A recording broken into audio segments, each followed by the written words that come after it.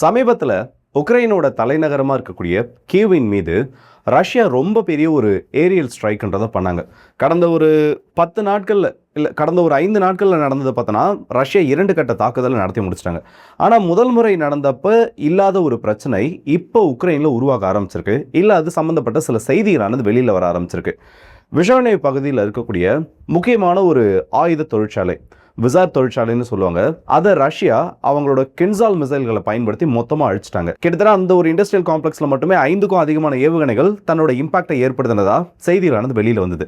ஆனால் அதை தொடர்ந்து அந்த ஏரியாவை கம்ப்ளீட்டாக உக்ரைனோட ராணுவம் சீல் பண்ணது மட்டும் இல்லாமல் டாக்ஸிக் கிளவுட்ஸ் ஆனது ஃபார்ம் ஆனதா சில வீடியோஸ் ஆனது வெளியில் வந்திருக்கு. இன்னும் சில நபர்கள் என்ன பண்ண ஆரம்பிச்சிட்டாங்க, அதுவும் உக்ரைனில் இருக்கக்கூடிய சில ஜேர்னலிஸ்ட், முக்கியமான சில ஜேர்னலிஸ்டே அமெரிக்காவோட டெப்ளீட்டட் யுரேனியம் ஷெல்ஸ் இந்த இடத்துல உக்ரைன் ஸ்டோர் பண்ணி வச்சிருந்தாகவும் அதன் மீது தாக்குதல் நடந்தால சிறிய அளவு ரேடியேஷன் வெளியில் வரத்துக்கு வாய்ப்பு இருக்கிறதாவும் அவங்களோட ரிப்போர்ட்ஸில் வெளியிட்டிருக்காங்க. ஸோ இது நாம் நினைக்கிறத விட பெரிய செய்தியாக மாறிட்டு இருக்கு. அதற்காக தான் இந்த ஒரு வீடியோ. ஸோ வாங்க எல்லாம் வீடியோக்குள்ள போயிடலாம். நான் உங்கள் ஆர்கே தம்பிக் டிபி ட்ரெண்டிங்ஸ்.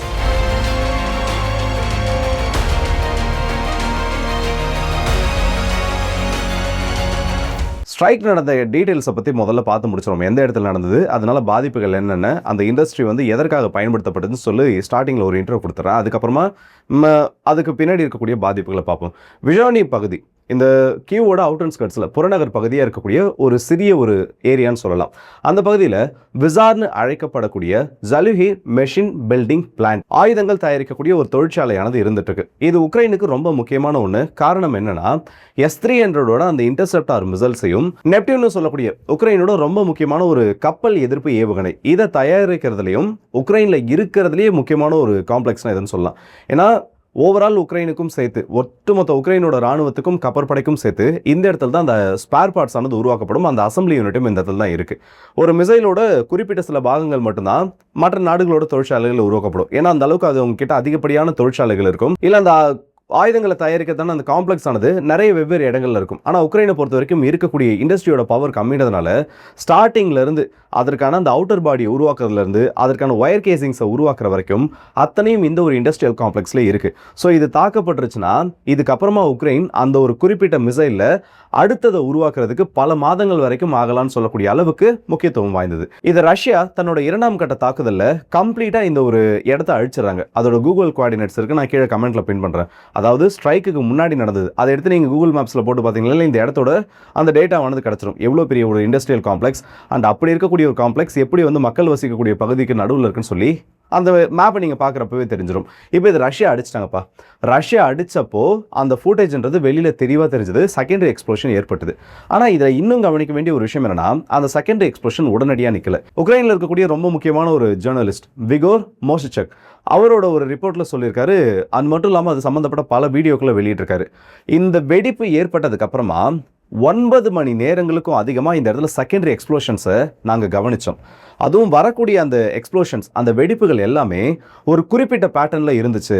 அதற்கு மேலே வரக்கூடிய அந்த புகைமண்டலம், ஏன்னா நார்மலாக ஒரு இடத்துல வெப்பன்ஸ் டிப்போர்ட்டான தாக்கப்பட்டுருச்சுன்னா வரக்கூடிய கிளவுட்ஸ் ஆனது ஒன்று ஒரு மாதிரி சிகப்பு நிறத்தில் இருக்கும். அந்த அம்யூனிஷன் வெடிக்கிறதுனால இது டாக்ஸிக் கிளவுட்ஸ்னு சொல்லுவாங்க. அந்த வெடிபொருட்கள் வெடிக்கிறப்போ அதுல இருந்து வெளியாகக்கூடிய நச்சு காற்றுகள், அப்படி இல்லையா நார்மலாக வரக்கூடிய அந்த கரும்புகை. ஆனால் இது ரெண்டுத்துக்குமே சம்மந்தம் இல்லாமல் இளஞ்சிவப்பு நிறத்தில் ஒரு வித்தியாசமான ஒரு கிளவுட் பேட்டர்ன் ஆனது அந்த பகுதியை மொத்தமாக சூழ ஆரம்பிச்சிருச்சு. அதுவும் இந்த வெடிப்புகள் எல்லாம் அடங்கினதுக்கு அப்புறமா இந்த புகை மண்டலமானது இன்னும் அதிகரிக்க ஆரம்பிச்சிருச்சு. உடனடியாக உக்ரைனோட ராணுவம் அந்த இடத்துல களமிறக்கப்பட்டு 5 தெருக்கள் வரைக்கும் ஸ்டார்டிங்கில் பாதிப்படைஞ்சதா சொல்லியிருந்தாங்க. ஆனால் அந்த ஏரியாவே கம்ப்ளீட்டாக ஒரு 10லேருந்து 15 மினி செட்டில்மெண்ட்ஸை உள்ளடக்கிய அளவுக்கு கம்ப்ளீட்டாக சீல் பண்ணது மட்டும் இல்லாமல் யாருக்குமே அந்த இடத்துல ஆக்சஸ்ன்றது கிடையாது, நீங்கள் உள்ளே வரக்கூடாதுன்னு சொல்லி தடையானது வச்சிருக்கிறதா சொல்கிறாங்க. இதுக்கு முன்னாடி உக்ரைனில் நிறைய இடத்துல தாக்குதல் நடந்திருக்கு. அண்ட் அது மட்டும் இல்லாமல் உக்ரைனில் இந்த முறை ஸ்ட்ரைக் நடந்தப்போ 30க்கும் அதிகமான இடங்கள் குறிவைக்கப்பட்டது. அந்த எல்லா இடத்துலையும் ஆக்சஸ் இருக்கப்போ இந்த ஒரு இடத்துல மட்டும் ஆக்சஸ் இல்லைன்றது பல்வேறு விதமான சந்தேகங்களை கிளப்புதுன்ற மாதிரி சொல்லியிருக்காங்க. அப்போது ஆயுத தொழிற்சாலை இன்னும் செகண்டரி எக்ஸ்ப்ளோஷன் இருக்கலாம். இன்னும் குண்டுகள் வெடிக்காமல் இருக்கிறதுக்காக அந்த பாதுகாப்பு காரணம் கருதி யாராச்சும் உள்ள அனுப்புறப்ப அந்த இடத்துல குண்டு வெடிச்சிருச்சுன்னா திடீர்னு அதுவும் ஒரு பெரிய பிரச்சனையாகவும் சொல்லி மேபி அவாய்ட் பண்ணியிருக்கலான்றது இந்த இடத்துல ஒரு தரப்பினருடைய கருத்தாக இருக்குது. ஆனால் இதில் சிக்கல் என்னன்னா, டெப்ளீட்டட் யுரேனியம் ஷெல்ஸ், அதாவது பீரங்கி எதிர்ப்பு குண்டுகளில் இந்த இடத்துல ஸ்டோர் பண்ணி வச்சிருக்கலாம்னு இப்போ அந்த ரிப்போர்ட்லேயும் மென்ஷன் பண்ணியிருக்காங்க. முதல்ல இந்த டெப்ளீட்டட் யுரேனியம் ஷெல்ஸ்னால் என்ன?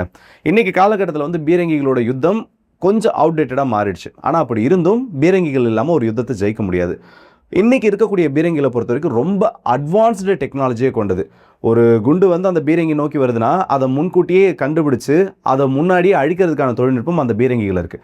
அதையும் மீறி வந்துருச்சுன்னா எக்ஸ்ப்ளோசிவ் ரியாக்டிவ் ஆர்மர், அந்த குண்டு மேலே மோதினாலும் அதுக்கு ஈக்குவலாக ஒரு வெடிப்பை உருவாக்கி அந்த பீரங்கியை காப்பாற்றுறதுக்கான அந்த ஒரு தொழில்நுட்பமும் இருக்குது. அது இல்லாமல் பீரங்கிகள் ரொம்ப ஹெவியானது. இதையெல்லாம் தாண்டி அந்த பீரங்கி அழிக்கணும்னா நீங்கள் ஏவக்கூடிய குண்டில் எக்ஸ்ப்ளோசிவ் அதிகமாக இருக்கணும். ஆனால் அது அந்த பீரங்கியோட குழலை வச்சு நீங்கள் சுடுறப்போ அதில் நிறைய சிக்கல் வரதுக்கு வாய்ப்பு இருக்குது. ஆனால் இன்றைக்கி இருக்கக்கூடிய நிலைமையில எல்லா டைம்லையும் அந்த மாதிரி குண்டுகளை பயன்படுத்த முடியாது. ஏன்னா ஒரு பீரங்கிக்குள்ளே குறிப்பிட்ட அளவு தான் நம்மளால் ரிசர்வ் வைக்க முடியும். ஸோ உலக நாடுகள் எல்லாம் என்ன பண்ணுறாங்கன்னா டெப்ளீட்டட் யுரேனியம், இந்த யுரேனியத்தை வந்து சுத்திகரிக்கிறப்போ அதில் பை ப்ராடக்டாக வரக்கூடிய அந்த வேஸ்டேஜ் யுரேனியம்னு சொல்லுவாங்க, அதை பயன்படுத்தி இந்த ஆன்டி டேங்க் ஷெல்ஸ் பீரங்கிகளை அழிக்கக்கூடிய அந்த குண்டுகளை உருவாக்குறாங்க. இது ரொம்ப சிறப்பம்சம் என்னன்னு பார்த்தோன்னா, நார்மலான குண்டு இப்போது பிளைனான ஒரு சர்ஃபேஸ் இருக்குது, அது மேலே போயிட்டு ஒரு குண்டு மோதுதுன்னா ஒன்று அது செதறிடும், இல்லை பெனட்ரேட் பண்ணி போயிடும். இந்த சர்ஃபேஸ் ஹார்டாக அதோட பெனட்ரேஷன் ரேஷியோன்றது குறைஞ்சிடும். நேராக மேலே போய் மோதி நெலிஞ்சு கீழே விழுந்துடும், இல்லை நசுங்கிடும், ஃப்ளாட் ஆகிடும். ஆனால் அதுவே நீங்கள் டெப்ளீட்டட் யுரேனியம் வச்சு எவ்வளோ ஹெவியான சர்ஃபேஸ் இருந்தாலும் பரவாயில்ல, அந்த டெப்ளீட்டட் யுரேனியமோட கோட்டிங் ஆனது அதை சூப்பர் ஸ்ட்ராங்காக மாற்றிடும்.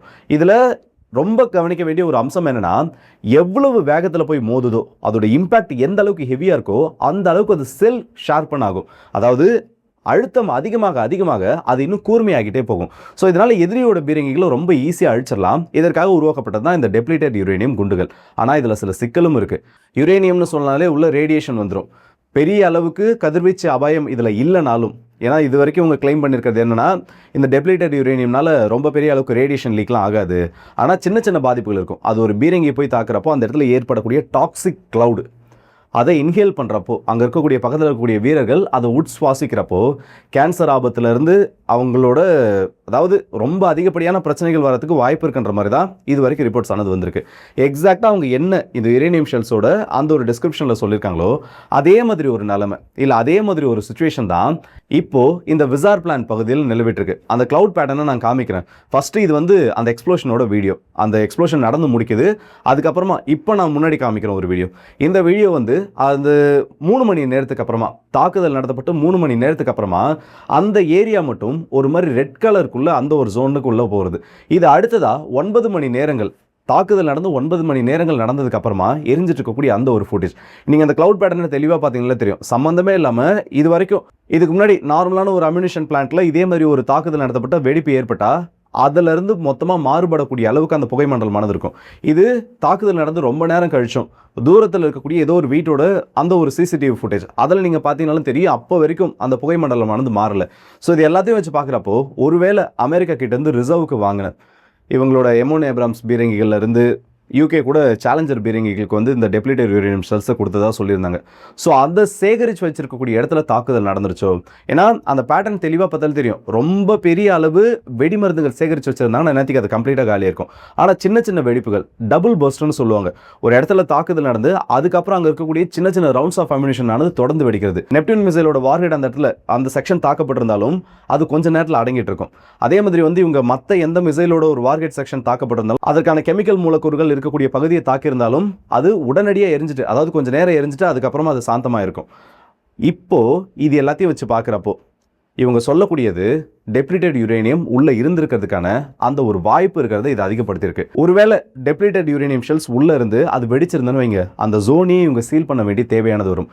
காரணம் என்னன்னா, ஒரு வீடியோலாம் நம்ம பார்க்குறப்போ ரெக்கார்ட் பண்ணிட்டு இருக்கப்போ ரொம்ப அவருக்கு பக்கத்தில் வந்து வெடிக்குது. அந்த ஒரு டாக்ஸிக் கேஸை அவர் இன்ஹேல் பண்ணியிருந்தாரு. கண்டிப்பாக பக்கத்தில் ஒரு அது டெப்ளீட்டட் யுரேனியம் ஷெல் இருந்ததுன்னா அந்த கேஸை இன்ஹேல் பண்ணியிருப்பார். அவருக்கு லாங் டேர்ம் ஹெல்த் எஃபெக்ட்ஸ் வரதுக்கான ஒரு சான்ஸ் இருக்குது. அந்த மாதிரி அந்த ஒட்டுமொத்த ஏரியாவுமே லாக்டவுனுக்குள்ளே கொண்டு வந்து அத்தனை நபர்களையும் ஸ்க்ரீனிங் பண்ணுறதுக்கான ஒரு தேவை ஏற்படும். இல்லை இதை இப்படியே மூடி மறைக்கணும்னு நினச்சாங்கன்னா அப்பையும் திரும்ப ரீஓப்பன் பண்ணுறப்போ அதில் சில பிரச்சனைகள் வரதுக்கான ரொம்ப பெரிய ரேடியேஷன் பாதிப்பு இல்லைனாலும் அட்லீஸ்ட் அந்த லோயர் லெவல் ஆஃப் ரேடியேஷன் பாதிப்பாவது இதில் வரதுக்கான ஒரு வாய்ப்பு இருக்குது. ஸோ உக்ரைன் இப்போ ரொம்ப முக்கியமான ஒரு தருணத்தை எட்டியிருக்காங்க. பொதுமக்கள் வசிக்கக்கூடிய இடத்துல டெப்ளீட்டட் யுரேனியம் ஷெல்ஸை சேகரித்து வைக்கிறது தப்பு. அப்படி ஒரு வேளை உக்ரைன் பண்ணியிருந்தாங்கன்னா இதுக்கு மிகப்பெரிய எதிர்வினைகள் கண்டிப்பாக கிளம்பும். ஆனால் இது யார் என்கொயரி பண்ணுவாங்க, இதுக்கு பின்னாடி என்ன நிகழ்வுகள் நடக்குன்றது எல்லாமே தெரிஞ்ச ஒரு விஷயம் தான். அண்ட் ஜெலன்ஸ்கி அவர்கள் சொன்னதை செய்யவும் ஆரம்பிச்சிட்டாரு. ரஷ்யாவின் மீது தொடர்ந்து ஏவுகணை தாக்குதல் மற்றும் ட்ரோன் தாக்குதல் மாஸ்கோ வரைக்கும் நாங்கள் கொண்டு போகணும்னு சொன்னார். நேற்று நைட்டும் மாஸ்கோவை நோக்கி ட்ரோன்கள் ஆனது வீசப்பட்டிருக்கு. அதை பற்றிய தகவல்களை அடுத்த பதிவில் வந்து பார்ப்போம். இந்த காணொலியை பற்றி உங்களோட கருத்துக்கள் என்னன்றதை மறக்காமல் கமெண்ட் செக்ஷனில் சொல்லுங்கள். டெப்ளீட்டட் யுரேனியம் ஷெல்ஸ் பேசுறதுக்கு வேணால் நார்மலான ஒரு குண்டு மாதிரி தெரியலாம். ஆனால் அது வெடிச்சதுன்னா, அதுவும் இந்த அளவுக்கு அதிகமான நம்பரில் வெடிச்சதுன்னா உண்மையிலே அதோட பாதிப்பு அதிகமாக இருக்கும். இதை பற்றி உங்களோட கருத்துக்கள் என்ன? ரஷ்யா பொதுமக்கள் வாழக்கூடிய இடத்துல இப்படி ஒரு ஆயுத தொழிற்சாலை இருக்கப்போ அதை தாக்கணுமா வேணாமான்னு உங்களுக்கு என்ன தோணுதுன்றதையும் உங்களோட ஜெனுவனான கமெண்ட்ஸை சொல்லுங்கள். ஸோ அடுத்த வீடியோ சந்திப்போம். அது வந்து விடுபடுது உங்கள் எல்லாருக்கேன்.